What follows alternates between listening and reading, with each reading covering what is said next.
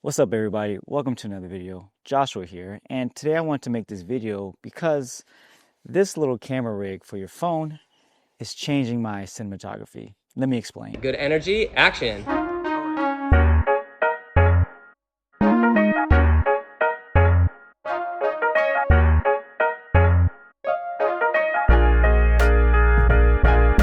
And also, if you're excited to hear what I'm going to be talking about in this video, make sure to like this, comment your thoughts, and share and subscribe if you haven't yet. So, okay, enough said, let's get into it.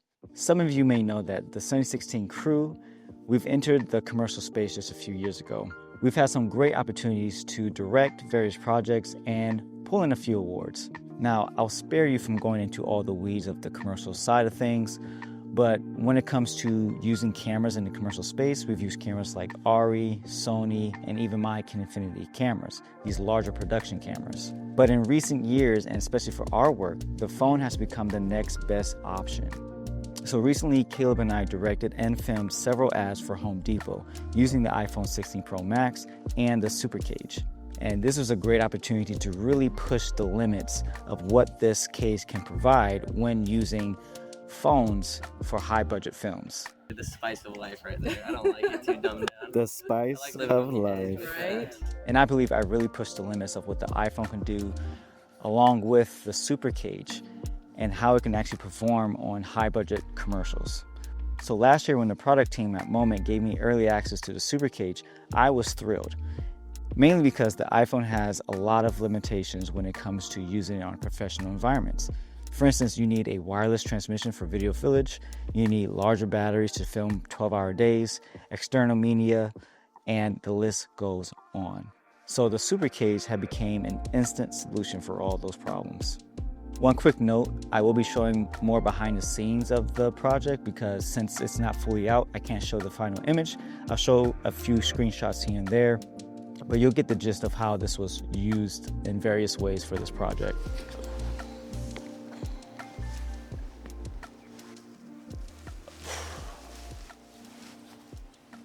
So if your goal is to create content to look and feel native to the platform that you're creating for, use a camera or technology that best communicates that idea. And that's the mindset that we have as directors, as well as the agencies that we're working with. So I immediately started to figure out and piecing together all the things I need to build out this iPhone rig with the SuperCage and make it work for a set.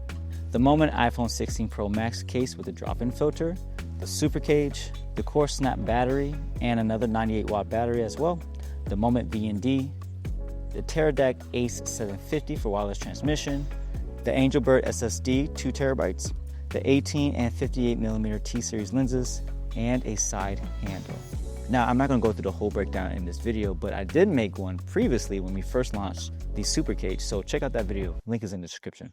In the commercial world, my role as a director has a laundry list of things to do. And as we get closer to the actual filming week, there are several scout days, a location scout or director scout, a tech scout, and sometimes we walk through the locations with the client if the budget allows it. And I bring this up because you would normally use a larger camera for the actual filming, like an Arri Alexa or Sony, like I was mentioning before. However, you wouldn't have that camera on those scouting days. So you would normally be defaulted to using your iPhone or some other camera to get the framing and the composition as close as you can without having the lenses and the actual camera that you'll be using. This is quite normal for that approach. But in this case, the iPhone is our A camera, but it was also the camera we used to scout so we can get the exact framing, the exact lensing, and it just became much more efficient because this is the camera we're going to be using on the day of filming. And this allowed us to communicate framing better, camera movement, and the action inside the frame without having that questions like, is it going to look like this or that? Granted, we had to bring in all the lights and stuff later on, but having an iPhone became very convenient as it was our A camera and the scouting camera too. Another thing that I love about using iPhones is that the fact that these phones now have ProRes. It's become really, really good. The fact that you can get really good color and high quality color and detail is a plus. Now, when it came to lensing, we used the combinations of the native lenses as well as the T-series lenses. Like I said earlier, we used the 18 and the 58. So essentially, we had a 5-lens set from the ultra-wide 18 to 24, and then you had a standard and their tele, but we didn't really use the tele because the 58 is just absolutely gorgeous. So we had some nice detail shots using that lens. And really, it was just so simple to use. And to be honest, the rig, I got to take some credit here. The rig that I built did impress the client and the agency. It's like, oh, I actually never seen an iPhone rigged up like that for something like this. You know, I got to show up, show out. Picture's down. No picture. Oh, yeah, here it comes. Still down. Still Yeah, down. we don't need to stand by. Now, of course, everything is not rainbows and sunshine. Though it did some great things, there were some limitations we ran into because really, like, this is kind of new for the iPhone. Like, granted, you know, Apple will shoot their whole keynote on an iPhone, but they have all the resources in the world. So I was really just working with what I have. And having the SuperCage really does beef up that opportunity to do that, to have more accessories attached to the phone, but you're still dealing with a single USB-C, whatever software that's happening in the background with the iPhone and whatever apps you're using, you're kind of limited to what those things can do because the SuperCage is just a hub. There's no software on top of it or anything like that. Yeah, I just want to make sure that was clear because my limitations are mainly software and the iPhone. Everything else worked as needed for the most part.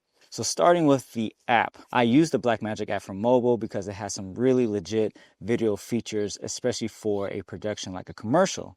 And I think this is where some of the issues came from. You know, you're running an application rather than a hardware software combination of an actual camera. But when you're running an application where you need video out, audio, power, and you're recording externally to an SSD, all through a single USB-C port, it's asking for a lot. So whatever the limitations are, I still haven't found all the answers just yet. Not to say that it's impossible. Obviously, we did it. We got the job done. The client loved it. Now, all that being said, the first issue we ran into was the video output and getting a consistent feed to Video Village. It's up. It's up. Is that? It's down. I still don't know what the issue is exactly, but there's a couple things I troubleshooted. So essentially, when you have the iPhone going out to the SuperCage and the SuperCage putting out to HDMI, it works fine if you just need a one-to-one signal, one-to-one scenario here. But we have VTR, which is basically the video guy who makes sure everyone who needs to have a picture has a picture. So we have Video Village, we have my crew, the camera department, and sometimes the director's monitor. Whatever there might be, you'll have multiple monitors running at one time. And sometimes the issue was we would get blocky feed or we would get the feed dropped out or just disconnect. So originally what I had set up in the mobile app is that you can have a clean feed out. But I come to learn that the clean feed out was outputting a 4K signal, which wasn't converting properly over HDMI for whatever reason. So I think that's more of a BlackMagic side of things with the app.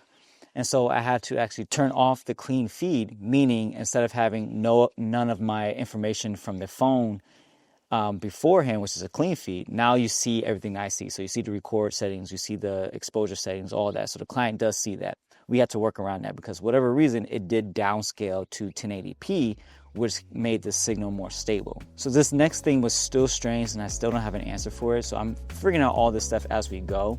Sometimes, you know, with certain HDMI, the higher quality HDMI cables, you can actually get audio over it. But since we had plugged in audio through the 3.5 millimeter jack, it was getting confused of where the audio was coming from. So the app would trigger itself and stop the recording to say, hey, there's something plugged in, it needs to be, you know, addressed or whatever the signal was. I think I have a screenshot here somewhere.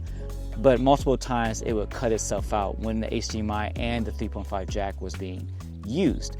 And for whatever reason, even though you say that this is the feed that you want the audio to come out of, it would still get tripped up. Definitely needs a bug to be patched. And side note, everything I mentioned too, Moment knows and they're aware of, even though the SuperCage does not have any sort of, you know, software with it. But all of the other partners that I worked with, like Teradek and BlackMagic, I definitely made sure that they got my feedback. So hopefully all of this will kind of come together and will smooth out a ton of stuff, because this is actually a really great product to have when you needed to use it on a professional level. The SuperCage is going to be that go-to cage for all your needs when it comes to production. But amongst other things too, we rigged this camera up with the original Moment cage.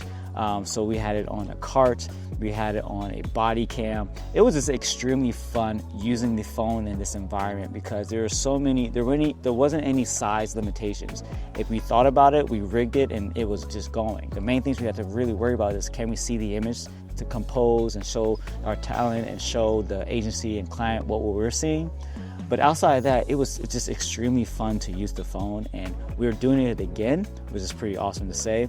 So yeah, if this was inspiring to you in any way, and I really encourage you guys to just try different things, try different cameras to get the different looks that you need.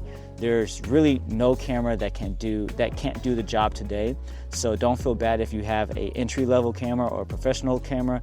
You know, you can use anything to create the stories that you want to create. And that's really what I want you all to take away from this video, is that you don't need, you know, the big expensive camera to get really good work done. Cool. I'm gonna go get something to drink. Hope you liked it, and I'll catch you guys on the next video. See ya.